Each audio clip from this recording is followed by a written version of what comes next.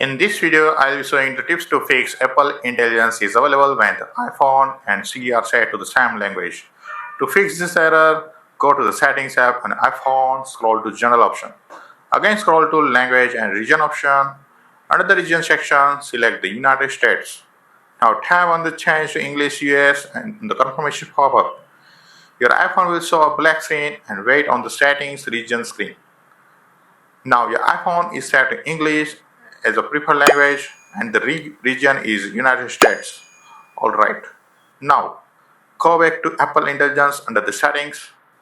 Now ensure that the language for Siri request set to the English United States.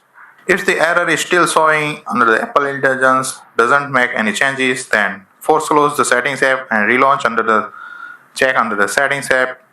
Apple Intelligence is now working correctly. As you can see, my iPhone is showing the Apple Intelligence option for the setup or turn it on for now. I hope you have fixed the problem. I am signing off. Please share your questions and suggestions in the comment box. Don't miss to like, share and subscribe for new creator guide video updates.